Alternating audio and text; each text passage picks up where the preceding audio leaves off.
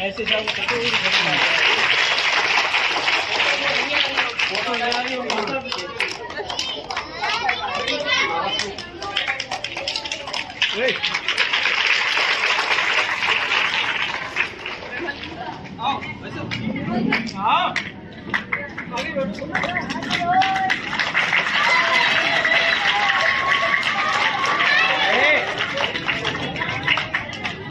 ताली के साथ आवाज नहीं।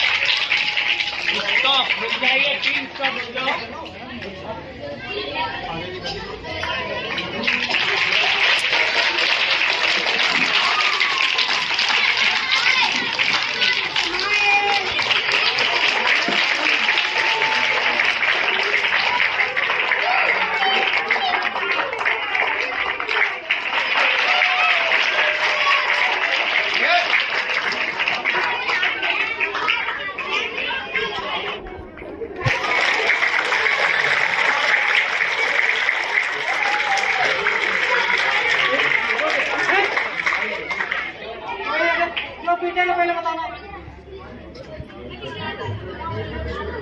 चीज है ये, इसको मड़वा लेना, ठीक है।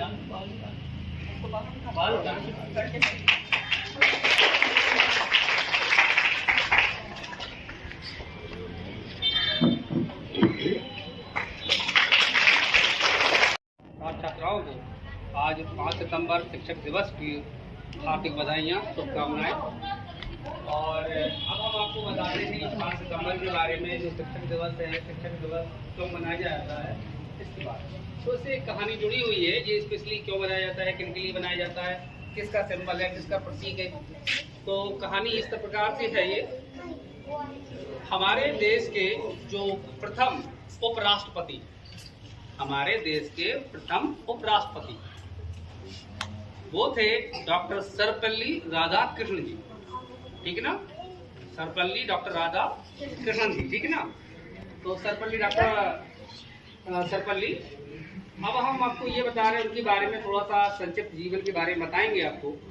तो डॉक्टर सर्वपल्ली राधाकृष्णन का जन्म जो है 5 सितंबर 1888, 5 सितंबर 1888 तमिलनाडु के मद्रास के एक जिले में, जिसका नाम है चित्तूर। क्या नाम है? चित्तूर। वहाँ पे एक ब्राह्मण परिवार में उनका जन्म हुआ। और चूंकि ये एक निर्धन ब्राह्मण परिवार से थे, तो उन्होंने शिक्षा को पाने के लिए अथक संघर्ष किया, अथक प्रयास किया। और देखिए, इससे हमें एक सीख मिलती है, भले ही हम गरीब क्यों ना हो, गरीबी इस बात के लिए हमें रोकती नहीं है कि हम शिक्षा ग्रहण ना करें। अगर आपके अंदर हौसला है, जज्बा है, उत्साह है, तो बहुत सारी जो कठिनाइयाँ आती हैं, जो ऑब्स्टेकल्स आती हैं, हिंड्रेंसेस आती हैं आपके रास्ते में, आप उनको तोड़ते हुए आगे बढ़ जाते हैं और अपने जीवन की जो अंतिम लक्ष्य को प्राप्त कर लेते हैं। लेकिन इसके लिए चाहिए होती है प्रबल इच्छा शक्ति। तो डॉक्टर सर्वपल्ली राधाकृष्णन जी ने अपनी प्रबल इच्छा शक्ति का प्रयोग कर करके अपने जीवन में शिक्षा को ग्रहण किया। और शिक्षा को ग्रहण करने के बाद वो इस देश की विभिन्न उच्च संस्थाओं में बड़े बड़े पदों पर जाकर के वो सुशोभित भी हुए हैं।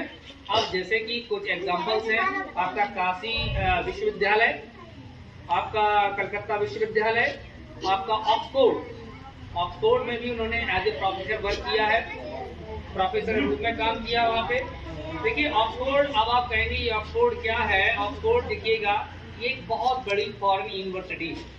यहाँ पे एडमिशन होना ही अपने आप में एक बहुत बड़ा भाग्य माना जाता है, किस्मत माना जाता है, सौभाग्य माना जाता है।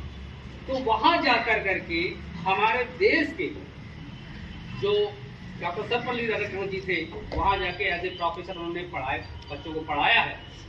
ऐसे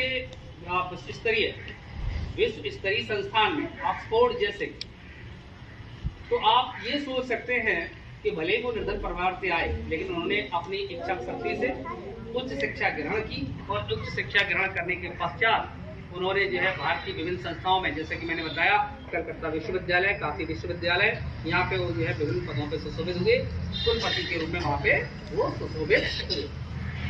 अब बात ये आती है, वो देखिएगा उन्होंने क्या किया, ये हम उस पर बात करते हैं। तो उन्होंने शिक्षा के क्षेत्र में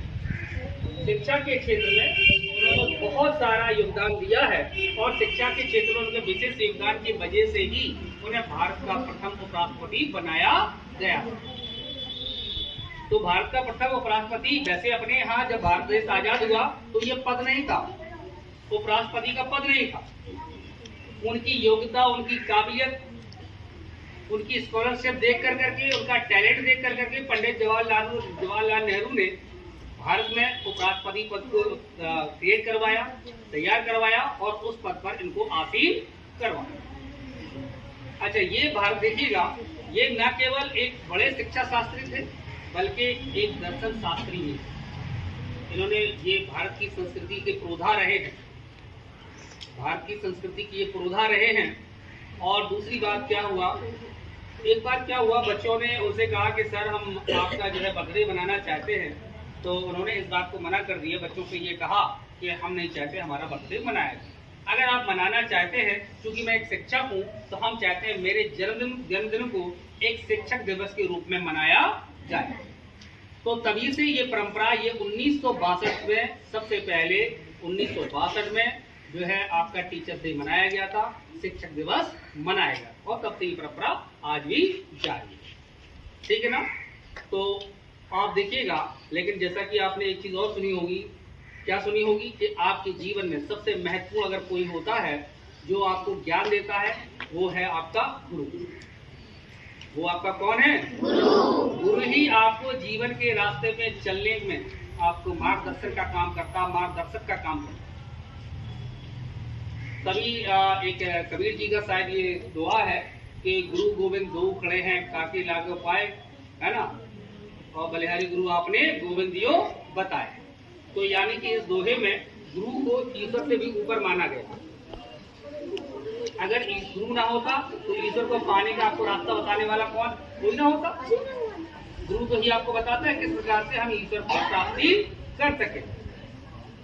तो हमारे भारतीय समाज में हमेशा गुरुओं का, शिक्षकों का एक सर्वोच्च स्थान रहा है, और हम आपसे आशा और उम्मीद करते हैं आप भी अपने शिक्षकों को सम्मान के नजरिए से देखें, उनके प्रति सम्मान रखें। देखिए, आप भले आप 5 और देखिए आप गिफ्ट देते हैं, पेन देते हैं, कार्ड देते हैं, दुनिया भर की चीजें देते हैं। It doesn't important for a teacher की ये कोई इम्पोर्टेंट का मैटर नहीं है। लेकिन इस चीज में जो आप गिफ्ट देते हैं, गिफ्ट स्वरूप में हम जब उसको ग्रहण करते हैं तो हम लोगों को ये लगता है इसमें, इस गिफ्ट के स्वरूप में, जो गिफ्ट आपने हमें दिया है, उस स्वरूप में हम लोग ये महसूस करते हैं, हम शिक्षकगण, कि इसमें बच्चों की भावनाएं छुपी है, वो प्यार भरी, फुल ऑफ लव, स्नेह से भरी, ये स्नेह से भरी भावना से उन्होंने एक छोटा सा तोहफा हमको दिया है, और हमको उसको जो है एज ए कह सकते हैं, as a keepsake of love, हम कह सकते हैं प्यार की निशानी के रूप में जो बच्चों से हमें प्राप्त होती है, उसके रूप में हम उसको ग्रहण करते हैं, उसको रखते हैं। लेकिन ये चीजें गिफ्ट इतनी मायने नहीं रखती।